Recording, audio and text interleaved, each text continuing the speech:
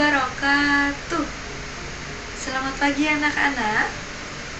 Bagaimana kabar kalian di pagi yang cerah ini? Sehat? Alhamdulillah semuanya sehat ya. Baik, pada pertemuan kali ini Ibu akan mencek kehadiran kalian terlebih dahulu ya. Oke, yang pertama, Rahma hadir. Alhamdulillah Rahma hadir ya. Yang kedua ada Risma. Risma hadir. Alhamdulillah Risma hadir. Yang ketiga ada Rudi. Rudi hadir. Alhamdulillah Rudi juga hadir ya. Dan yang terakhir murid Ibu ada Dani. Dani hadir. Alhamdulillah Dani juga hadir. Berarti hari ini murid Ibu lengkap ya, hadir semuanya. Nah, karena murid Ibu hari ini lengkap, maka hal itu perlu kita syukuri atas nikmat Allah yang sudah diberikannya kepada kita semua, sehingga kita dapat mengikuti pembelajaran hari ini dan bisa bertatap muka semuanya. Alhamdulillah. Nah, baik, sebelum memulai pembelajaran pada hari ini, mari kita sama-sama membacakan doa belajar. Nah, Ibu minta satu orang untuk memimpin pembacaan doa sebelum belajar hari ini. Ibu minta Dani ya untuk memimpin membaca doa hari ini. Baik Dani, silahkan. Amin ya rabbal alamin. Terima kasih Dani. Semoga dengan pembacaan doa sebelum belajar tadi, pembelajaran kita hari ini berjalan dengan lancar, sesuai tujuan, dan juga membawa keberkahan. Amin ya Allah. Baik, murid-murid Ibu, apakah ada yang masih ingat apa judul pembahasan kita minggu kemarin? Yang masih ingat bisa angkat tangannya ya. Baik, Rahma, apa pembahasan kita minggu kemarin? Betul Rahma, pintar. Nah, Rahma bilang pembahasan kita kemarin adalah adab menjenguk orang sakit. Yap, betul sekali. Minggu kemarin kita sudah membahas apa itu menjenguk orang sakit, bagaimana adab menjenguk orang sakit, apa saja yang perlu kita lakukan ketika menjenguk orang sakit. Nah, minggu kemarin Ibu juga kasih kalian tugas untuk berbagi pengalaman mengenai menjenguk orang sakit. Nah, tugasnya sudah kalian kumpulkan di meja Ibu, dan Ibu sudah baca pengalamannya. Semuanya asik-asik, semuanya berkesan, dan semuanya luar biasa. Berarti semuanya pernah yang namanya menjenguk orang sakit. Kemarin Rahma bercerita, di dalam kertasnya dia menulis bahwasanya dia pernah bersama teman-teman sekelasnya menjenguk gurunya yang sakit. Nah, mereka membawakan makanan, terus bercerita-cerita dan menyemangati guru tersebut. Alhasil guru tersebut sangat senang ketika Rahma dan teman-temannya menjenguk beliau. Nah, itu pengalaman yang sangat bagus ya anak-anak, dan perlu dicontoh dalam kehidupan kita sehari-hari. Jadi, kalian masih ingat ya pembelajaran kita minggu kemarin? Alhamdulillah. Nah, pembelajaran hari ini adalah mengenai ini anak-anak. Ada toleransi, persamaan derajat, mudarat, dan juga persaudaraan. Nah, di sini sudah ada orang-orang yang memiliki agama yang berbeda-beda. Nah, sebelum memasuki materi ini, Ibu akan membacakan terlebih dahulu apa saja tujuan pembelajaran kita hari ini. Nah, tujuan pembelajaran kita hari ini adalah pertama, meyakini nilai dan dampak positif dari toleransi, persamaan derajat, moderat, dan persaudaraan. Yang kedua, membuktikan nilai dan dampak positif dari toleransi, persamaan derajat, moderat, dan persaudaraan. Yang Yang ketiga, membiasakan sikap toleransi, persamaan derajat, moderat, dan persaudaraan dalam kehidupan sehari-hari.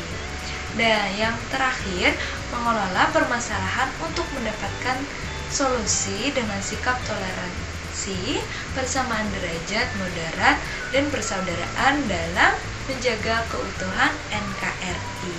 Nah, itu dia tujuan pembelajaran hari ini, dan semoga tujuan itu bisa membawa kita ke pembelajaran yang benar dan juga baik. Anak-anak, seperti yang kita ketahui bahwasanya Indonesia, negeri kita tercinta ini, memiliki berbagai macam keberagaman, mulai dari suku, agama, ras, maupun antar golongan. Nah, dengan segala perbedaan dan keanekaragaman tersebut, bagaimana ya caranya agar bisa menciptakan kerukunan? Apa gitu kunci kerukunan dari suatu negara? Nah, Ibu hari ini akan bahas itu. Tapi ada yang tahu nggak nih murid-murid Ibu, di negara kita Indonesia ini ada berapa jumlah agama yang diakui? Ada yang tahu? Yang tahu bisa angkat tangannya ya. Baik, Rudi. Ya, betul sekali. Rudi bilang di negara Indonesia ini ada memiliki 6 agama yang diakui oleh negara. Betul sekali, salah satunya adalah agama kita, yakni agama Islam. Nah, anak-anak, di sini Ibu memiliki gambar yang mana di gambar ini menunjukkan bahwasanya NKRI atau Republik Indonesia kita ini memiliki keberagaman agama. Nah, salah satunya seperti yang Ibu katakan ada agama Muslim atau agama Islam, dan ada juga yang lain, ada Buddha, Hindu, dan lain-lain. Nah, walaupun kita memiliki keberagaman ini, yang pasti kita harus menjadi negara yang rukun ya anak-anak. Nah, makanya kita perlu yang namanya membahas pembahasan kita hari ini. Oke, kita bahas satu persatu terlebih dahulu ya. Yang pertama, ada toleransi. Nah, dalam Islam, toleransi itu disebut dengan tasamuh. Nah, dalam Islam sendiri, tasamuh itu sangat-sangat diajarkan karena tasamuh merupakan sikap saling menghargai, saling menyayangi satu sama lain walaupun memiliki perbedaan. Contohnya perbedaan agama tadi. Selain agama juga bisa perbedaan warna kulit, perbedaan ras, perbedaan suku, perbedaan bahasa, dan lain-lain. Nah, jika kita sudah memiliki sikap toleransi dalam diri kita dan juga orang-orang di negeri ini, maka negeri ini akan bisa bersatu. Karena tidak usah di negeri deh, di kampung atau di suatu kelas misalnya, ketika kita memiliki warna kulit yang berbeda, bentuk badan yang berbeda, terus juga mata tuh ada yang sipit, ada yang besar. Nah, itu kan sudah berbeda. Namun sebagai umat muslim gitu ya, yang baik, kita harus memiliki sikap toleransi, artinya saling menghargai, tidak mengejek-ngejek teman yang lain yang berbeda dari kita. Karena semua ciptaan Allah itu memiliki kelebihan dan juga kekurangannya masing-masing. Nah, sikap toleransi ini sangat perlu kita terapkan dalam kehidupan sehari-hari. Seperti itu. Oke, masuk ke pembahasan yang kedua, yakni persamaan derajat. Nah, persamaan derajat dalam Islam biasanya disebut dengan musawah. Nah, musawah itu berasal dari kata sawa yang artinya meratakan atau menyamaratakan. Nah, musawah itu sendiri berarti kesamaan atau ekualitas kayak gitu. Nah, sedangkan secara istilah musawah itu adalah sikap terpuji di mana memandang bahwa setiap manusia memiliki hakikat dan martabat yang sama. Nah, dalam Islam sendiri, manusia atau makhluk hidup tidak memiliki yang namanya kasta. Semuanya sama di mata Allah. Yang membedakan hanya iman dan takwanya. Nah, Allah itu tidak memandang seberapa kaya, seberapa hebat orang tersebut. Tidak. Jadi semuanya sama. Semuanya memiliki hak dan kewajiban yang sama sebagai manusia. Nah, walaupun misalnya di sini ibu memiliki gambar, nah memiliki warna kulit yang berbeda, terus ada yang pakai kerudung, ada yang tidak pakai kerudung. Namun Allah menyamaratakan yang namanya semua manusia, artinya musawah gitu ya. Tidak ada yang lebih ringan kewajibannya, tidak ada yang lebih berat, tapi sama, semuanya memiliki hak dan kewajiban yang sama, seperti itu. Musawah dalam Islam sendiri bukan hanya hak dan kewajiban, tapi juga dalam soal keadilan. Jadi hukum berlaku sama bagi semuanya, walaupun manusia itu berbeda-beda. Terus tidak ada perbedaan yang namanya antara derajat laki-laki dan perempuan. Terus persamaan di sosial masyarakat juga, maksudnya adalah dalam kehidupan masyarakat itu baik miskin, kaya, pejabat, terus rakyat biasa, nah itu sama semuanya. Sama semuanya manusia, tidak ada yang lebih hebat di mata Allah. Oke, sampai sini penjelasan ibu bisa dipahami anak-anak? Bisa. Oke, ada yang ingin ditanyakan terlebih dahulu? Ada? Jika ada, bisa angkat tangannya lalu tanyakan langsung kepada ibu ya. Tidak ada? Baik, karena tidak ada yang ingin bertanya, langsung ibu lanjutkan ke pembahasan selanjutnya. Nah, pembahasan selanjutnya adalah tawasud atau moderat. Nah, Islam itu merupakan agama yang moderat. Apa maksudnya? Nah, moderat atau tawasud ini berasal dari kata wasata, yang artinya tengah atau pertengahan. Ingat ya, tengah atau pertengahan. Nah, biasanya secara istilah, tawasud ini merupakan sikap terpuji di mana menghindarkan perilaku atau pengungkapan yang ekstrim dan memilih sikap dengan berkecenderungan ke arah jalan tengah. Nah, dalam Islam, ketika misalnya seseorang berdakwah mengenai Islam, itu tidak boleh menggunakan bahasa-bahasa yang ekstrim. Karena dalam Islam sendiri sudah diajarkan gitu, untuk bersikap tawasud, yakni di tengah-tengah saja seperti itu. Bukan berarti tidak mencintai Islam, tapi kita menyampaikan Islam itu dengan bahasa yang lembut, yang bisa dipahami, tidak menyakiti orang lain, seperti itu. Nah, dalam Islam, tawasud itu terbagi menjadi 3 dimensi, yaitu dimensi akidah, dimensi akhlak, dan juga dimensi syariah. Baik anak-anak ibu, nah apakah kalian masih semangat nih? Masih ya? Alhamdulillah semuanya masih semangat ya? Masih dong. Oke. Sampai sini, apakah penjelasan ibu masih ada yang kurang jelas? Oke, semuanya tidak ada yang ingin bertanya? Tidak ada? Baik, karena tidak ada, jadi ibu lanjutkan ke pembahasan yang terakhir. Wah, tidak terasa ya? Oke, pembahasan yang terakhir yakni persaudaraan. Persaudaraan dalam Islam disebut juga dengan ukhuwah. Nah, di sini ada gambar.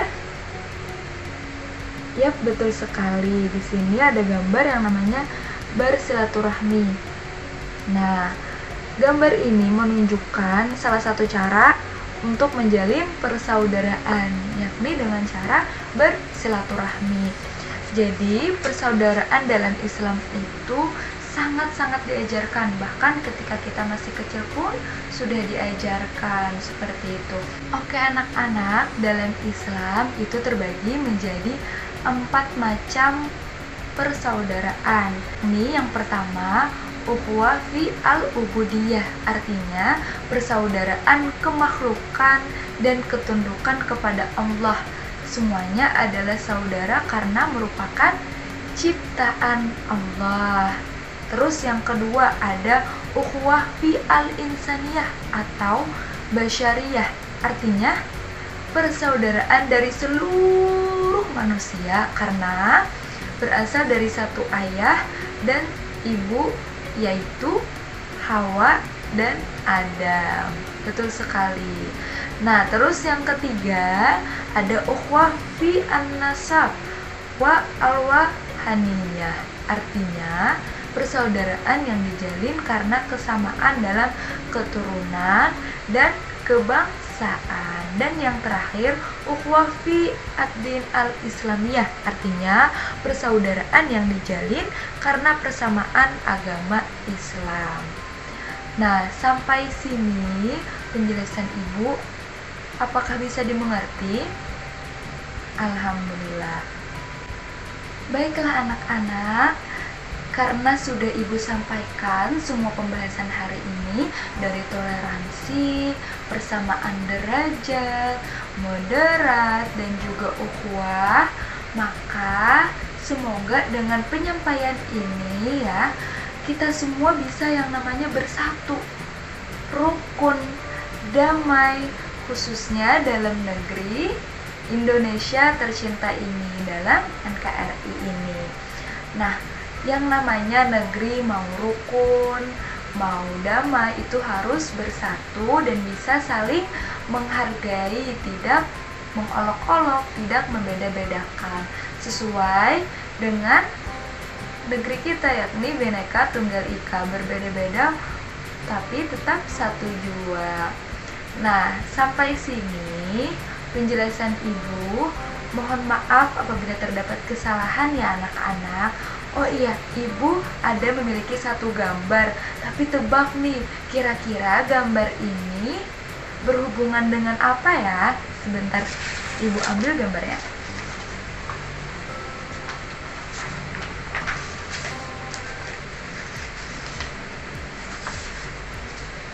Nah, apakah jelas anak-anak? Nah, ini gambar ini berhubungan dengan apa ya kira-kira? Ada yang tahu? Risma? Oke, Risma katanya mau bicara dulu nih mengenai gambar ini. Silahkan Risma. Iya, betul sekali. Jadi gambar ini bisa menggambarkan beberapa macam atau beberapa sudut pandang, yakni bisa persamaan derajat, atau bisa juga ini yang di tengah-tengah, artinya moderat. Nah, jadi gambar ini bisa mencakup dua hal tersebut. Nah, kesamarataan itu bisa juga. Nah, oke. Karena Risma sudah baik dalam menggambarkan atau mendeskripsikan gambar tadi, Ibu berikan bonus ya, yakni nilai tambahan untuk pembelajaran akidah akhlak. Yang lain juga tadi yang menjawab mendapatkan nilai tambahan juga dari Ibu. Nah, baik, sampai sini penjelasan dari Ibu. Sebelum menutup pembelajaran, Ibu akan sampaikan bahwasannya minggu depan kita akan membahas adab ketika bergaul atau etika dalam bergaul. Jadi siapkan diri kalian, baca-baca terlebih dahulu materi tentang etika dalam bergaul. Dan oh iya, Ibu mau kasih tugas. Tugasnya adalah untuk mencari dalil-dalil, baik itu firman Allah atau surah Al-Quran gitu ya, atau hadis yang berhubungan dengan materi kita tadi, yakni dengan toleransi, persamaan derajat, moderat, dan juga ukhuwah. Jadi tugasnya ini individual ya anak-anak. Kalian coba cari satu dalil untuk satu pembahasan, dan nanti kumpulkan ke meja Ibu seperti biasa di 2 hari setelah ini ya. Oke, sampai sini dulu penjelasan dari Ibu. Semoga penjelasan hari ini bermanfaat untuk kita semua. Dan sebelum mengakhirinya, mari kita sama-sama membacakan doa sesudah belajar. Amin. Nah, sampai sini dulu akhirul kalam. Wassalamualaikum warahmatullahi wabarakatuh. Sampai jumpa di minggu depan.